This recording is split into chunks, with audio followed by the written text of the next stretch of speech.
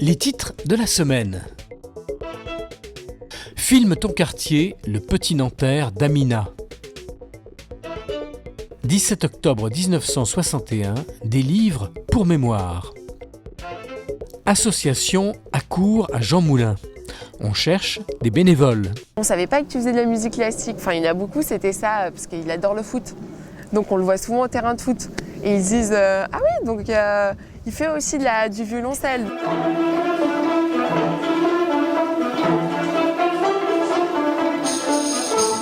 Ah non, Younes, les répétitions, c'est tous les jours, hein. Amina Kalash a 24 ans. Du collège au lycée Joliot-Curie, en passant par des classes préparatoires, cette jeune fille vient des Pâquerettes. En fait, la Rydbus Césarme, pour moi, c'est le point de départ. C'est là où où je prenais le bus pour me rendre au collège. Puis j'ai pris le bus pour aller au lycée. En fait, ça a toujours été le point de départ qui est situé juste à côté de chez moi, mais en fait, qui mène vers tous les chemins. Aujourd'hui, Amina est diplômée d'un master de journalisme. Elle participe au concours Filme ton quartier 2016, organisé par France 3, France TV Nouvelles Écritures et la Fondation France Télévisions. Moi, j'ai une vision de mon quartier.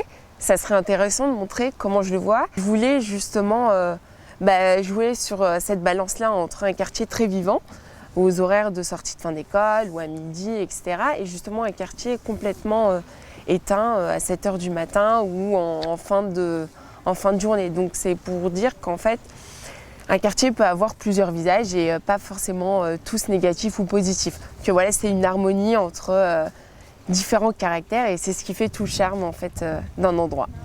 Et du coup, j'ai pris en fait le prisme de la musique et en fait, je me suis rendu compte que les enfants qui avaient participé au projet de MOS et qui par la suite s'étaient inscrits au conservatoire, en fait, trouvaient compatible justement la pratique de la musique classique avec le fait de vivre dans un quartier populaire.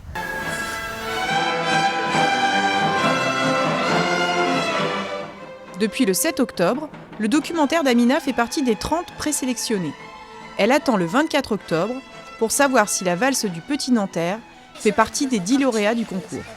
C'est compliqué quand on n'a pas de nom encore. Donc je me dis qu'avec ça, si j'arrive à avoir quelque chose et que c'est un peu reconnu, même si c'est pas forcément quelque chose d'extraordinaire, mais ça peut être une certaine vitrine quand même. Voilà.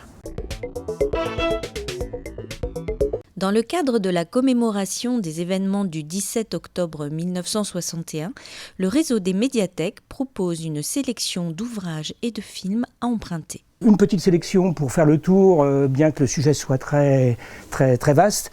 À tout seigneur, tout honneur, Jean-Luc Einaudi, donc historien français, militant aussi, anticolonialiste, qui a énormément travaillé sur cette période de la guerre d'Algérie et particulièrement de la vie des Algériens en France et de tous les événements qu'il y a pu y avoir en 1961 et particulièrement le 17 octobre.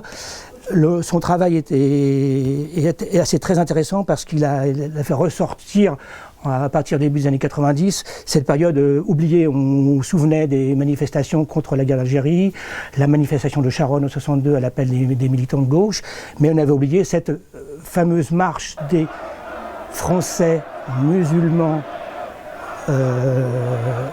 algériens qui ont manifesté le 17 octobre à l'appel des Felon, non pas essentiellement contre la guerre, mais contre le couvre-feu instauré par Maurice Papon, préfet de Paris à l'époque. Donc il est revenu plusieurs fois sur ces événements. Le premier, c'est la bataille de Paris, écrit en 91, et il est revenu 10 ans après avec Octobre 61, puisqu'entre-temps, il y a eu le procès Papon. Les archives se sont ouvertes. Grâce à son travail, il a pu avoir plein de témoignages sur cette période qui avait été oubliée, volontairement, involontairement, politiquement oubliée. Ça, c'est le travail français des historiens. Il y a aussi un travail très intéressant fait par les anglo-saxons, Jim House et Neil Master, qui s'appelle Paris 1961, les Algériens, la terreur, l'État et la mémoire. Donc, c'est plus toute l'année 61, parce que le 17 octobre 61 n'est pas arrivé par hasard du jour au lendemain. Il y a eu des événements, des Algériens qui ont été assassinés aussi avant le 17 octobre, après le 17 octobre 61. Mais là, il retrace. Donc c'est intéressant, c'est un point de vue étranger, donc ça permet d'avoir une certaine distance vis-à-vis de l'histoire française, du militantisme français, et de tout remettre dans la période coloniale et de la guerre d'Algérie. Donc c'est vraiment des ouvrages très complémentaires. Ça, ce sont les livres. Bien sûr, il y a aussi des films. Je parlais de Sharon tout à l'heure, il y a le réalisateur qui s'appelle Daniel Kupferstein, qui a fait 2 films documentaires très courts. Un justement sur le 17 octobre 61, qui remet en perspective cette manifestation par rapport à la guerre d'Algérie, et il est revenu 10 ans après sur Mourir à Sharon. Pourquoi ?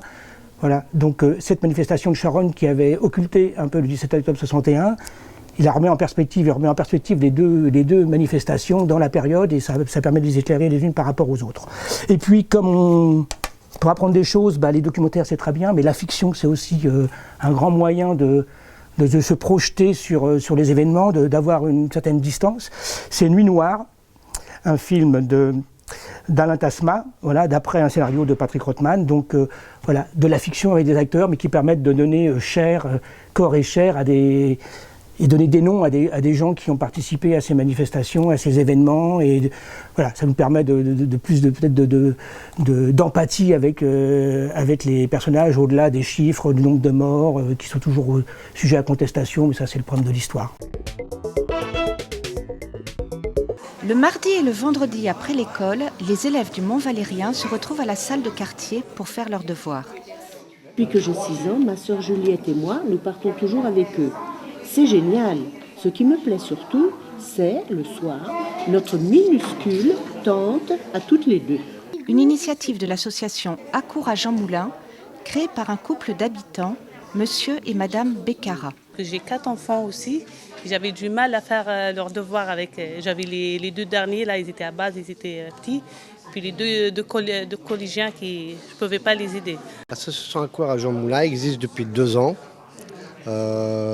Suite à l'arrêt de Hamova, donc on a repris le flambeau pour que les jeunes et les moins jeunes, les primaires et les collégiens, puissent avoir des aides qu'ils ne peuvent peut-être pas avoir chez eux. Je viens ici, je fais mes devoirs, ils me demandent si j'ai compris ou pas, si j'ai pas compris ils m'expliquent et ils m'aident.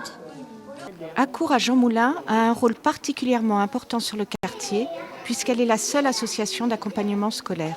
En primaire, on en a 12 enfants parce que les bénévoles de primaire, on en a beaucoup, on en a 7. Alors chaque bénévole, il prend 3 aussi, 2 enfants, 3. Au niveau de primaire, ça va, ça marche bien pour le moment.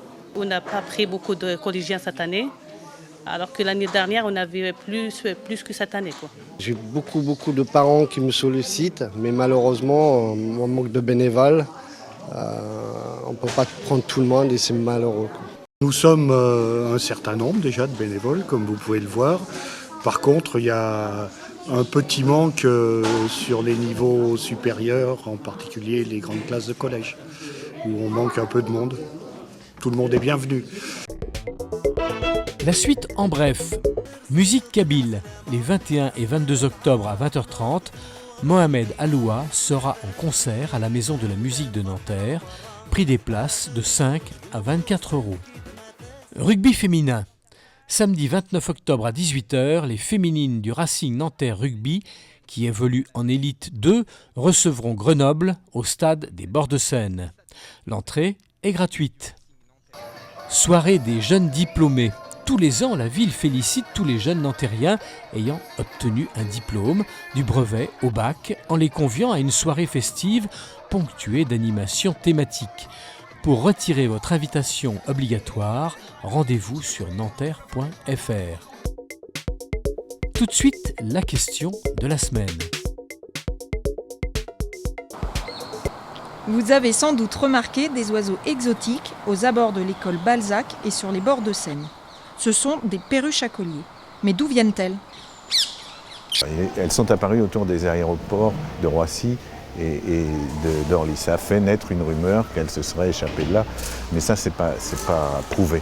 Il est fort probable que le développement de la population, c'est plutôt lié au fait qu'elles se sont échappées de cages ou de volières, parce que ce sont des oiseaux de collection. Alors, elles s'adaptent bien parce qu'elles sont, c'est une espèce qu'on dit plastique. Elles sont donc capables de s'adapter à des conditions de vie assez différentes. D'origine, elles sont du centre de l'Afrique, d'Inde jusqu'au sud de la Chine. Donc ça représente des pays qui ont des climats, qui ont des caractéristiques très différentes. Donc ici, elles sont pas gênées. Elles trouvent de quoi se nourrir. Elles se nourrissent de fruits, de baies, d'inflorescences, de bourgeons. Donc elles trouvent tout ça ici. Et pour nicher, elles ont besoin de cavités qui existent dans nos grands arbres, souvent dans nos platanes, qui sont des cavités qui sont occupées par des pics, par des pigeons colombins, par des étourneaux, par des citelles torche-peau. Donc elles trouvent le gîte et le couvert. Donc elles sont bien ici, elles restent.